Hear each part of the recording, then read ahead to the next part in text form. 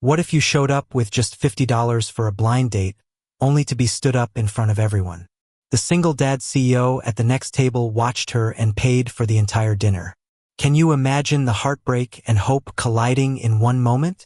The restaurant buzzed with the quiet murmur of weeknight dinners, soft music playing, glasses clinking gently, silverware tapping porcelain.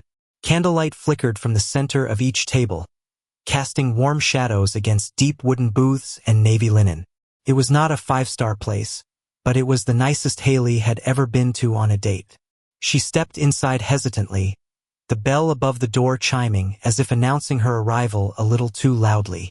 Her hands smoothed the sides of her dress, a vintage piece, pearl-colored, fitted at the waist, the fabric just beginning to fray at the edges. It had belonged to her mother. She had only worn it once before, years ago, to her college graduation. Tonight it felt like armor and hope all in one. She had curled her blonde hair that afternoon in her tiny apartment, applying a little makeup she barely had money for. Her lips were a soft pink. Her nerves, however, were no disguise. A hostess approached with a polite smile. "Reservation for Haley," she said, her voice firmer than she felt. "Right this way." She followed the woman to a small table by the window. The light above it glowed softly, felt like it was waiting for something to happen. Haley sat with care, her purse clutched in her lap, her knees drawn close beneath the table. She glanced once at the time, 6:45 p.m. She was 15 minutes early. Good. She needed time to breathe. Maybe, just maybe, this time will be different. She scanned the room, pretending to look casual, but her eyes landed on the entrance every few seconds. She had met him on a dating app. Aaron, he had seemed kind, thoughtful, not pushy. His messages were short, but sweet. When he had suggested this place, she had hesitated at first, then said yes. It had taken her months to say yes to anyone. Years, if she was honest with herself. What happens when hope turns to humiliation? Stay with Once Upon a Voice to find out how this night changes everything. At a table not far from hers, a man in a charcoal gray suit stirred a glass of scotch. His posture was relaxed, but his eyes weren't. Ethan Blake had just left a long meeting, one of many lately, but the tension from his day had not followed him into this moment. Instead, his gaze settled on the young woman near the window. She had walked in with so much hope and just a little trembling. Something about her reminded him of the past, of when he used to believe things could begin with a look across a table. 15 minutes passed, then 30. Haley shifted in her seat. She checked her phone again. No messages. She scrolled through the last one he had sent earlier that afternoon. "Can't wait to see you tonight." She smiled at it again, as if trying to remind herself it had been real. At 7:15, she sent a quick message. "Hey, I'm here. Just checking in." Still nothing. She waited, looked up each time someone walked in, tried not to fidget with her napkin too much. 7:30, she called. It rang once. Voicemail. A server approached her table gently. "Miss, would you like to go ahead and order something? We're starting to fill up." Haley blinked. "Oh, I'm actually waiting for someone. Just a little longer." The server nodded and moved away. Haley opened her small purse. Inside was a folded $50 bill, her emergency fund if she was being honest. She had not planned on ordering much, maybe tea if she absolutely had to, but she had hoped the man would arrive and offer to share a meal. She had hoped for something more than this. Her phone buzzed. A message. She opened it. "Wow, you actually went. I was just messing with you. Sorry, but you're not really my type. Not worth the Uber." Another message came in right after. "You seem nice, but seriously, you thought I was actually coming?" The screen blurred. She blinked hard, forcing back the sting. Her jaw tightened. She could feel people around her. Couples laughing, waiters moving, glasses clinking, but it all turned to static. Her fingers curled around her napkin. She refused to cry. Not here. Ethan, still seated nearby, caught the moment she put her phone down. He had not heard the words, but he had seen enough. He saw the color drain from her face. He saw the way she straightened her spine like it was the only thing holding her up. And he saw the familiarity in it all. Because once, long ago, he had waited, too. Not for a girl to show up, but for someone to believe he was enough. Haley sat still for a long moment, fingers trembling around the napkin in her lap. Her face was pale, her eyes dry but glassy. There was a tightness in her posture that said she wanted to vanish, to fold herself small enough to slip through the cracks in the tile floor.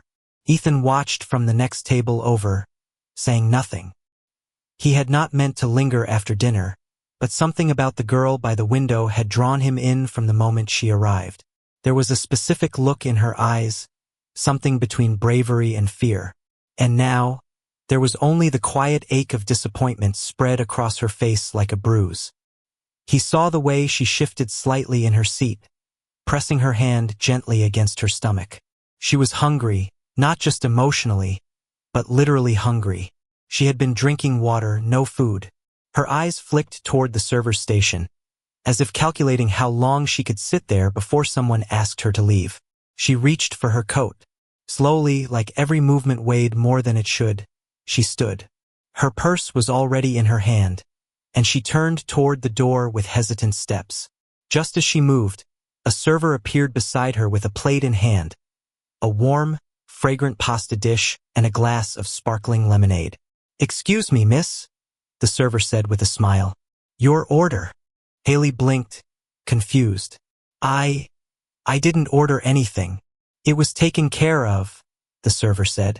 "Someone requested it for you, and your tab has been covered." Haley froze. Her brows furrowed as she looked around, uncertain. Her first instinct was fear. Was this some kind of joke? Another cruel trick? Then a voice came from just behind her, calm and low. "It's not charity," Ethan said. "It's a reminder. You deserve to eat, even if the world tries to tell you otherwise." Haley turned, startled. Ethan stood, one hand resting casually on the back of his chair. His expression was unreadable, except for the soft honesty in his eyes. He wasn't smiling to impress. He wasn't pitying her. He simply saw her. He pulled out the chair across from hers without waiting for an invitation and sat down. For a moment, neither of them spoke. Then, softly, he said, "Take care of your stomach before you try taking care of someone else's heart." Haley sat down slowly, her eyes wide. It was not the line she expected. It was not a pickup. It was not an insult. It was true. No one had ever said something so gently and hit so deeply. She looked down at the food. Her hands stayed in her lap. "You didn't have to do that." "I know," he replied. Silence stretched between them, but it wasn't awkward. It was honest. Haley glanced at him again. He looked expensive, the kind of man she would never expect to sit across from her voluntarily. His suit looked tailored, his watch understated but clearly high-end. But his face was calm, curious, and kind. She cleared her throat. "You don't know me." "True," Ethan said. "But I saw enough." She hesitated. "And what exactly did you see?" He leaned forward, elbows on the table, voice low. "Someone who showed up, someone who hoped, someone who waited longer than she should have. But not because she was desperate, because she believed. That still matters." Her throat tightened. No one had ever put it that way. People always told her she was naive, soft-hearted, too hopeful for her own good. But this stranger, this man with gentle eyes, had called her brave without using the word. She finally lifted her fork and took a bite. The food was warm, real, and it was the first proper meal she had had in days. Ethan watched her for a second, then leaned back in his chair. "I didn't mean to interfere," he said. "But you reminded me of someone I used to be." Haley looked up. "And who is that?" He smiled faintly. "A guy who thought he needed to be something else to be worth showing up for." Her eyes softened. Something unspoken passed between them. A small flicker of understanding, of recognition. She still felt small, still felt out of place. But somehow, with him sitting there, not pitying her, not mocking her, it felt like she was allowed to exist at that table, to eat, to breathe, to be seen. Haley sat still long after the dinner had ended. The plate in front of her was empty, but the weight in her chest remained full, full of things she hadn't said and didn't know how to. When Ethan stood to leave, he simply slid a small card across the table without pressure or expectation. "I come here often for coffee, not company." She looked up at him, eyes still a little guarded. He gave a small nod, more of understanding than farewell, and left. A week passed, classes, work, library shifts, late night studying. Haley tried to shake the evening from her mind, but his words lingered. Not just the ones he said aloud, but the ones he didn't. She hadn't expected him to see her so clearly, and even more, to respond with kindness without asking for anything in return. It was a quiet Thursday morning when she walked into a cozy cafe tucked between the community college library and the bookstore. It was the kind of place she stopped by only when her budget allowed, usually for a plain black coffee and the free Wi-Fi. She was fumbling with her worn coin purse at the counter when a familiar voice reached her ears. "Make that too," Ethan said to the barista. "She looks like someone who might need oat milk today." Haley turned, surprised to see him seated in the corner, laptop open, sleeves rolled up, the same calm smile on his face. "You remembered my name," she said softly as she sat down with the cup he handed her. "I remembered your courage," he replied. "Name was the easy part." She blinked, unsure how to answer, but the words warmed something small and tired in her. They sat in a comfortable quiet. The morning sun filtered through the windows, drawing soft gold streaks across the table. The air smelled of cinnamon and roasted beans. It was the kind of space that invited conversation, but only if it came naturally. "You work around here?" she asked eventually. He nodded. "Sometimes. This place is close to one of our product research partners." Haley gave a polite smile, unsure what more to say. Ethan leaned back slightly.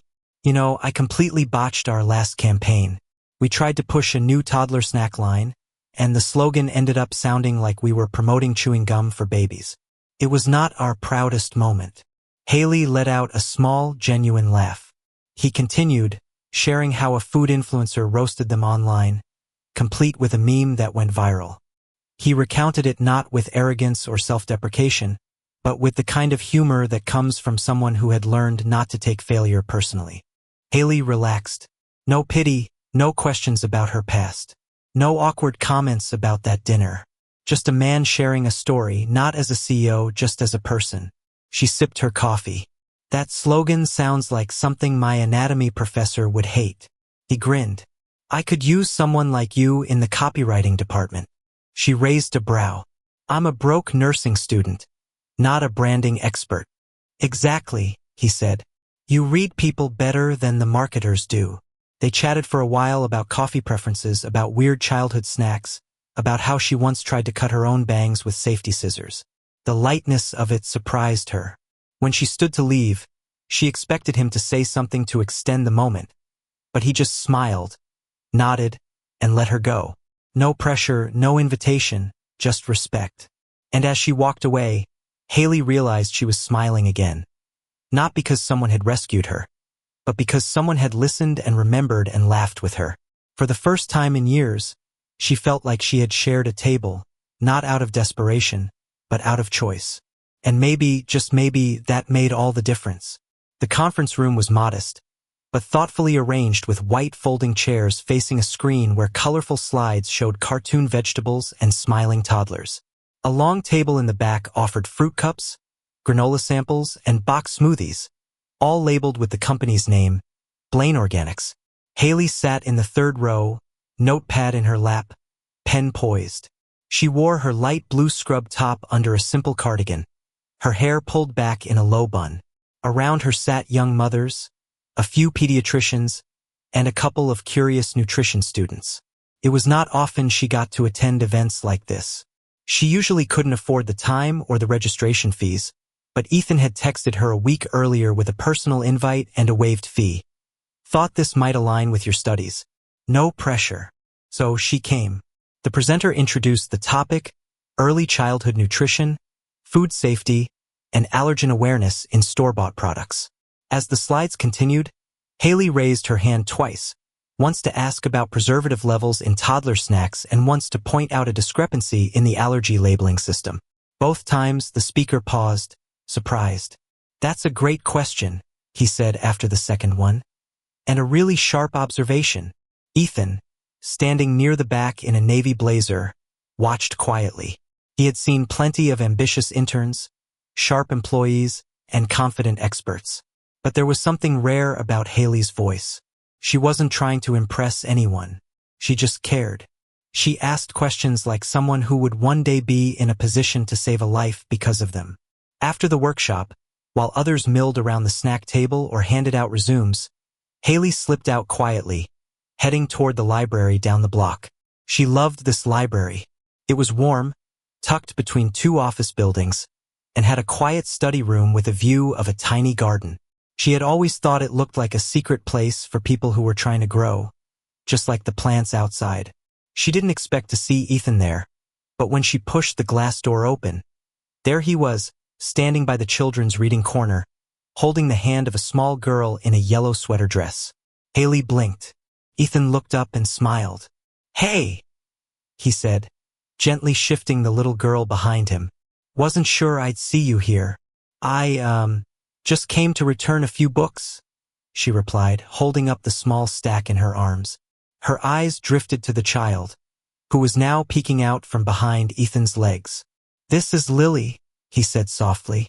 "My daughter." Haley's eyebrows lifted slightly. Ethan's voice shifted, softer, more careful.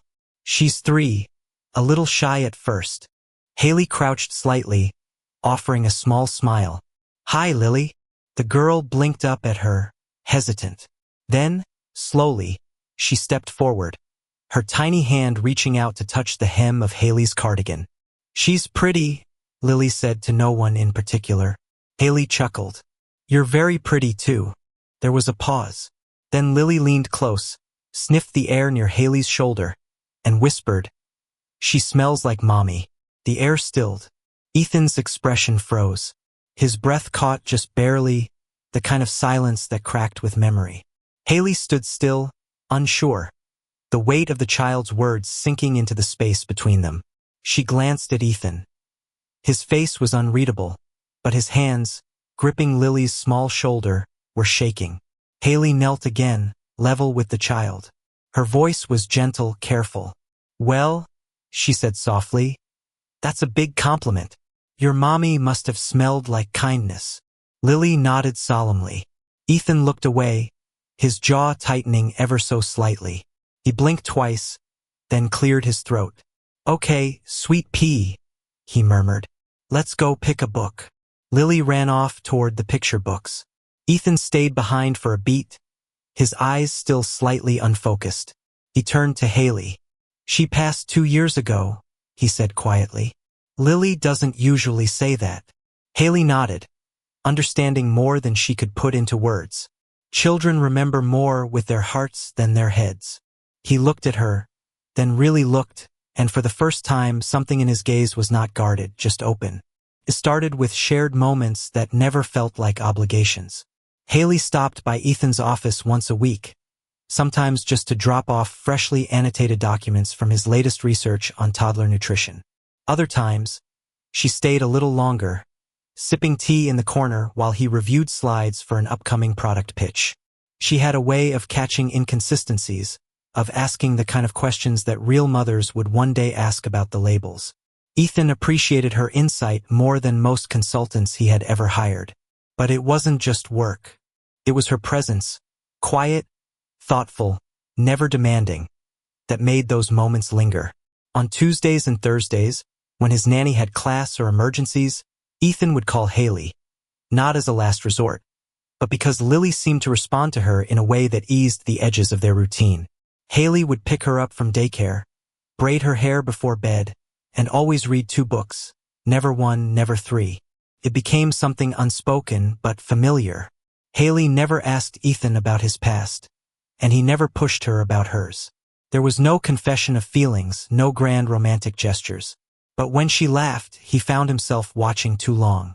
And when he stayed up late working, he'd sometimes draft a message just to tell her something silly Lily had said, but delete it before sending.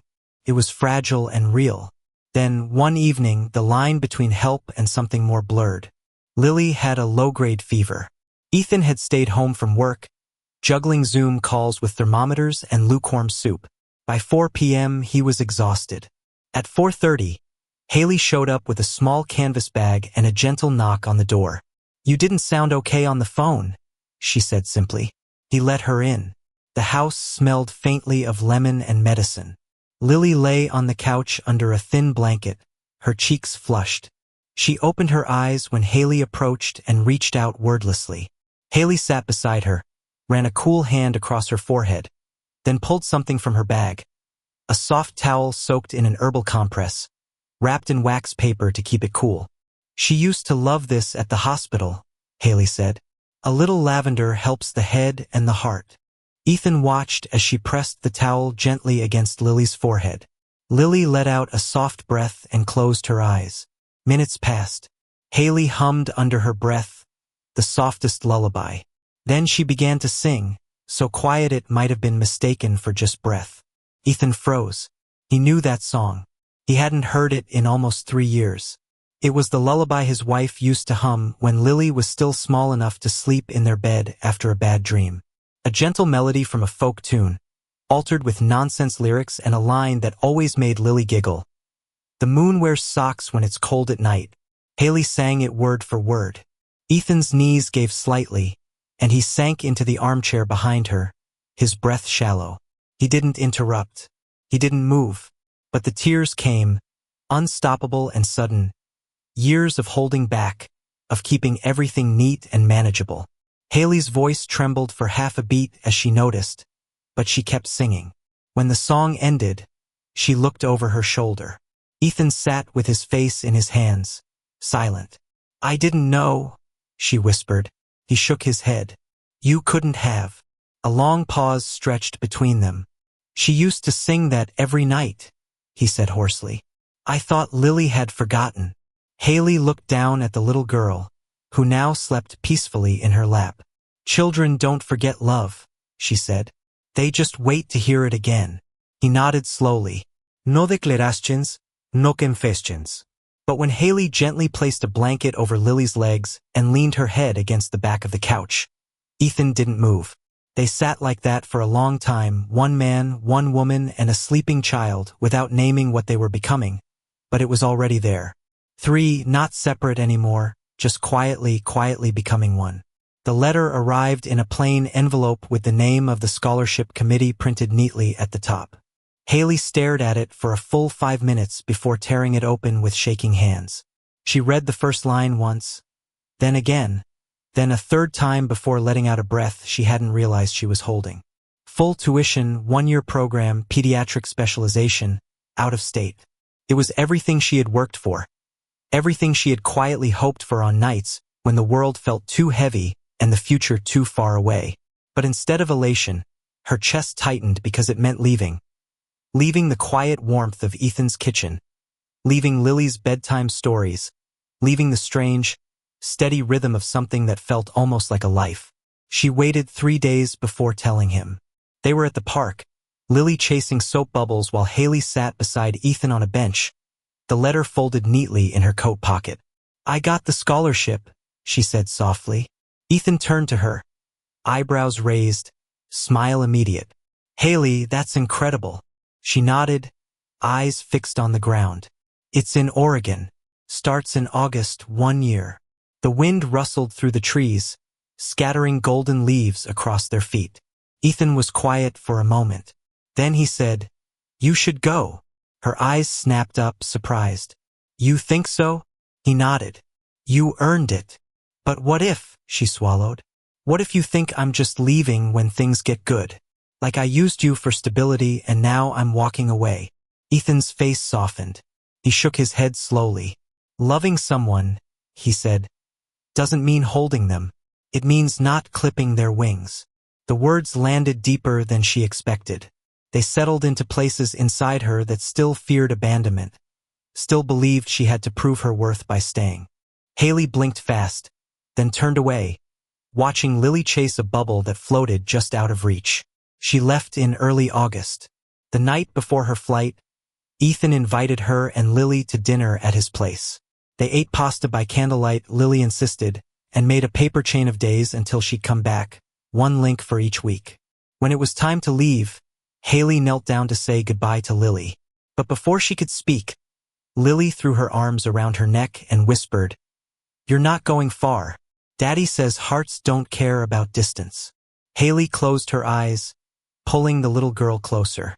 It was the kind of goodbye she had never had before, one without guilt, without fear, just love. She looked up to Ethan, who stood by the door, hands in his pockets, eyes unreadable but warm. No promises, no wait for me. Just a silent understanding that something real could survive the space between, that love in its truest form does not demand proximity. Haley cried that night, not because she was being left behind, but because for the first time, she was being let go without being let down. The community hospital looked almost exactly the same. Sterile walls, soft beeping monitors, nurses in sensible shoes rushing between patients. But something about walking in this time felt entirely different. Haley stood at the staff entrance, clutching her new ID badge, her white coat freshly pressed. Registered nurse was printed beneath her name in bold letters. She had done it. After a year of grueling coursework, night shifts, and missing home more than she ever expected, she was back, stronger, steadier, and more certain of who she was than ever before. The morning passed in a blur of introductions, paperwork, and catching up with familiar faces from her intern days. Just before lunch, a nurse handed her a sleek white envelope. "There's an event this afternoon. You're invited," she said with a wink. The invitation was simple, elegant, product launch, her first spoon, a celebration of nourishment, dignity, and second chances. Location, rooftop garden, Blake Nutrition Company. Time, 3 p.m. She knew instantly who it was from. At exactly 3 o'clock, Haley stepped out of the elevator into the rooftop garden, an airy space lined with flowering herbs, hanging lights, and rows of white chairs. A long table in the center displayed pastel-colored packaging, each box marked with the same soft script, "Her first spoon, for the women who stayed hungry to feed hope." Haley stopped in her tracks. Her throat tightened as she looked at the design.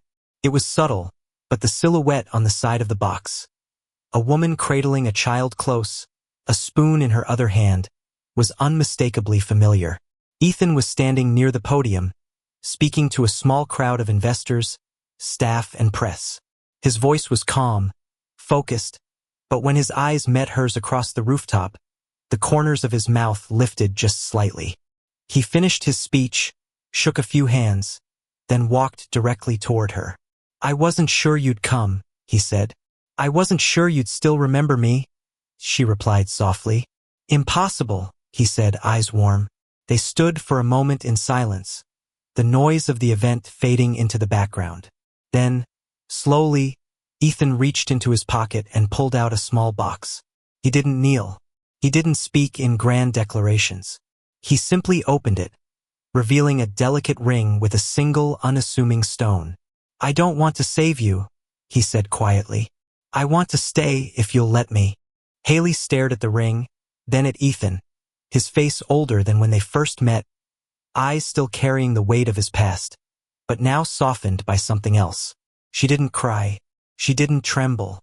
She simply nodded, not because she was overwhelmed, not because it felt like a fairy tale, but because for the first time in her life, she was choosing love not out of need or fear, but from a place of peace, a place where two people, each broken in their own ways, had become whole enough to stand side by side.